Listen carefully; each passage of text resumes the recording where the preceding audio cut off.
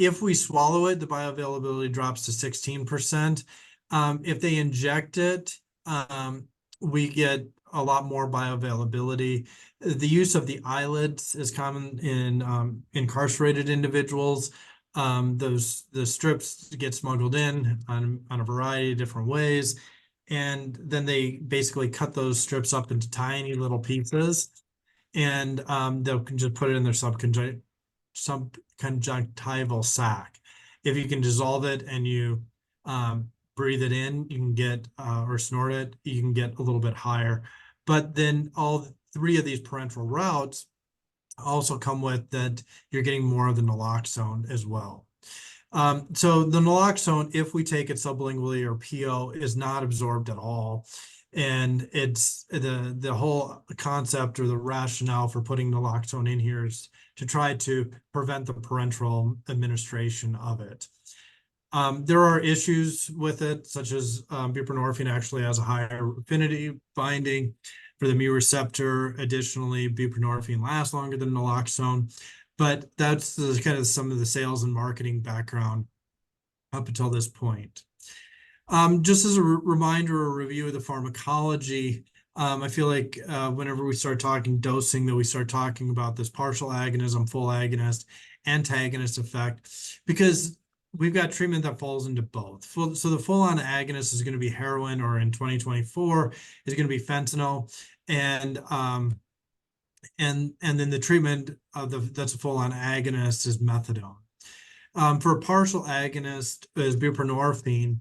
I don't really have any big street use of other drugs outside of buprenorphine, but there are a few others in medicine that have this partial ceiling effect. Haley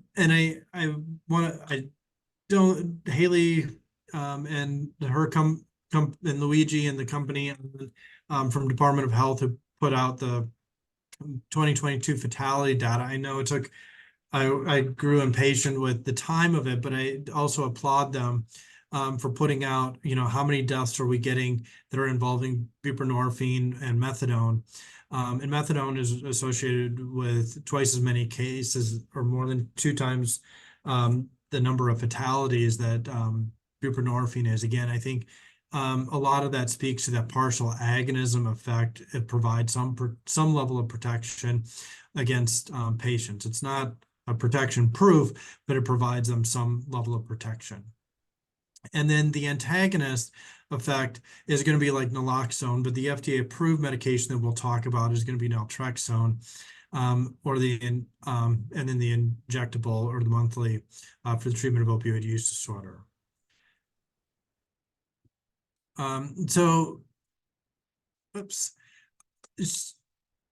As we get going through here, this I think is less of an issue today than what it was 5 or 10 years ago. But the co-prescribing of benzodiazepine on somebody who's already on MOUD. And some history on the background of this is in 2016, the CDC in their guidelines on pain recommended that we avoid co-prescribing benzodiazepines with opioids. I think us on the addiction clinic or on the addiction side of things, we're like, okay, how do we start doing this? Because getting somebody off of a benzo isn't going to happen just to get them started on buprenorphine. A year later, in 2017, the FDA provided some additional guidance here that opioid use disorder and the co-prescribing, we should not withhold meds if somebody's already on a benzo. And subsequently, this set off a series of papers. This is one by Zhu and all that I like. And basically what they looked at is 23,000 individuals from 16 to 24 years of age, looking at 14 million, I don't know, it's always fun to say big numbers in the studies, where they were co-prescribed a Z drug and started on buprenorphine. And compared to controls, they identified a 40% reduction in poisoning events which is like huge, right? As far as outcomes, and we've got very significant odds ratio as well. So my take home uh, um, is that, and then yeah, sorry, I'm not like the biggest fan of bubbles and adding to things. But the point is, if we with there is also a clear benefit to the patient for co-starting or co-administering buprenorphine if somebody's on a benzo or a Z drug. And then the way this works in clinical practice is we'll work on titrating the patient down over weeks, months, even a year or more on their benzo once we get them stabilized. But it's so important to develop that trust. So the next is going to be kind of this is how to start buprenorphine. And we're going to start buprenorphine. It comes in 2 or 8 milligram strips generally.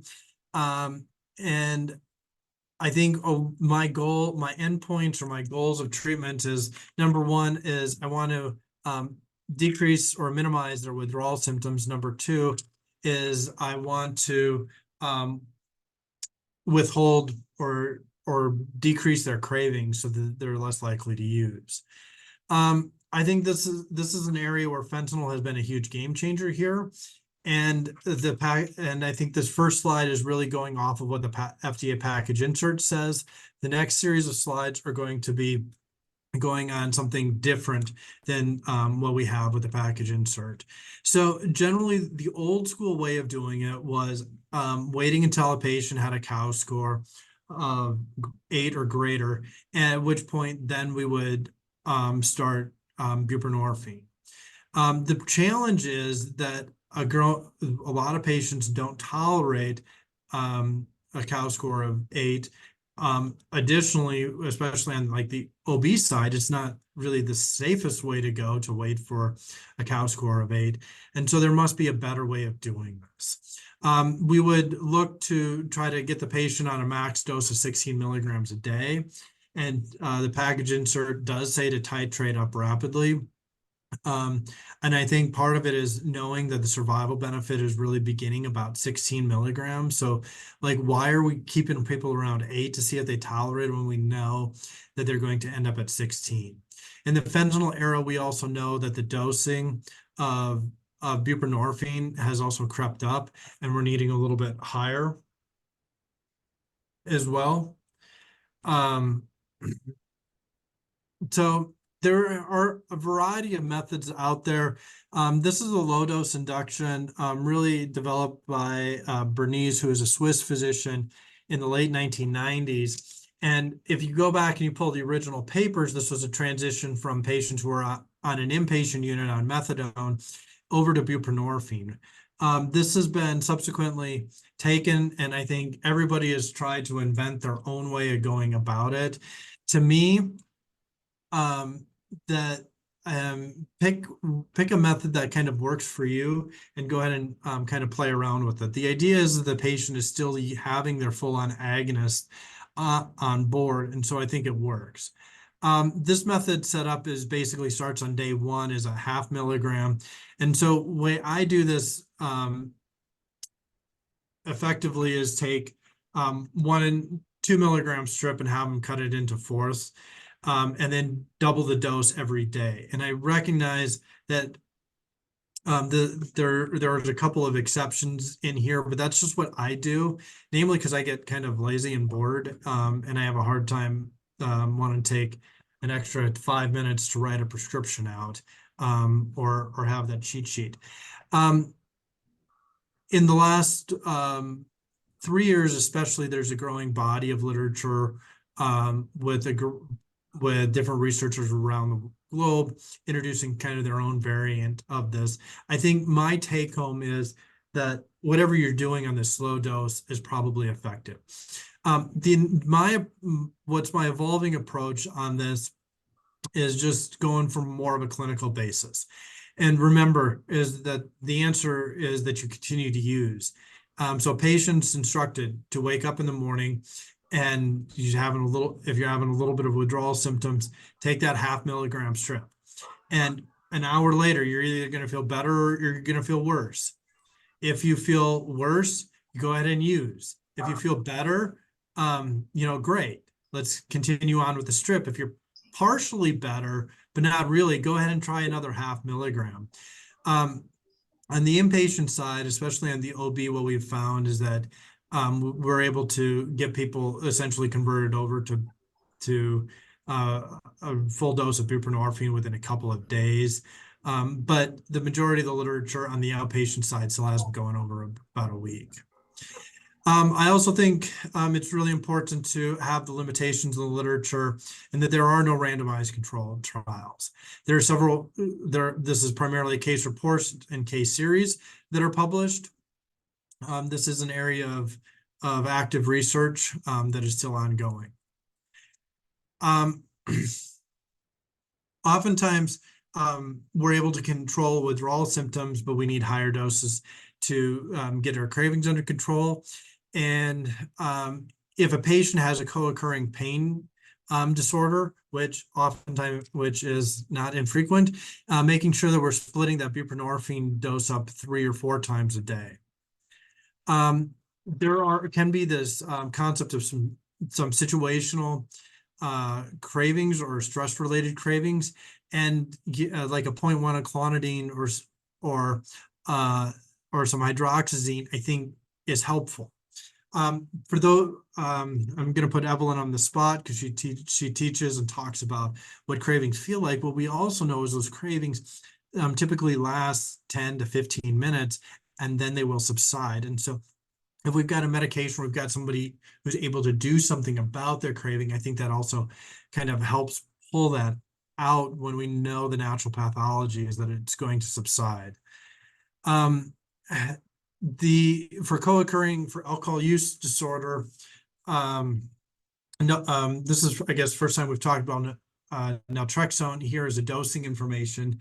And somebody who's coming to me fresh off the streets with a co-occurring opioid and alcohol, I generally offer them naltrexone as a treatment option. Some of you guys, if you have successes or cases where you've got naltrexone, I think those would be great cases to share with the group.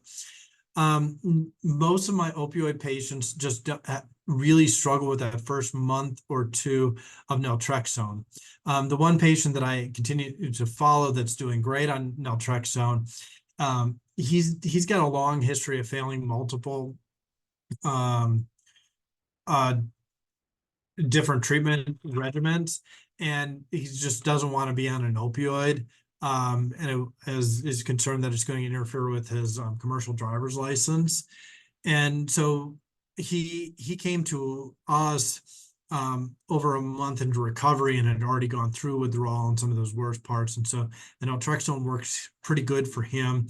He's had a couple of times where he stopped using it and then subsequently relapsed. And I tell that story a little bit also because I think it's a little bit common where they do well and they think, oh man, I'm doing great, I don't need the med, even though it's still helping them. Acamprosate is FDA approved for alcohol use disorder and is safe to be given with naltrexone or anything else. Topiramate is off-label use, but it is generic. American Society of Addiction Medicine does recommend it as a treatment for stimulant use disorder. I found that it doesn't work right away over the course of a month, that it decreases cravings as well. And then trying to also get at their underlying psychiatric disorder as well, that may be at play. So consider prescribing 16 milligrams on the initial visit and doing up to 2 weeks supply. This is just I personally like checking in with a patient after a week, just because that 16 milligrams I found isn't always generally doesn't hold them anymore, especially in the fentanyl era. And if I need to do a titration, I don't want to go too far out. But I think but also recognizing there are some limitations that patients may have. And just basically some of the data from Meinhofer, ETL, looking at that. So buprenorphine for pain. It's generally well tolerated. It's a longer acting drug for chronic pain. I know our pain clinic uses it frequently. Um, just a plug for my Thursday addiction. I've got another echo that we do co-running with our UNM's pain clinic on Thursdays at 1. And we'll get into some of those issues as well on more of those complicated pain patients. As far as overdose goes, I think educating our patients on what it looks like, a lot of them know, and to consider using naloxone. I think this is important from a harm reduction standpoint. And I think, the other kind of unique thing here is it's the only FDA approved drug that we write for PRN use to an individual, but an otherwise healthy adult, if they need it, they're not in a condition to administer it to themselves. A lot of times, people with a substance use disorder, while they may be in treatment, our experience has been that the overwhelming majority of our patients will use the naloxone on a friend or a loved one.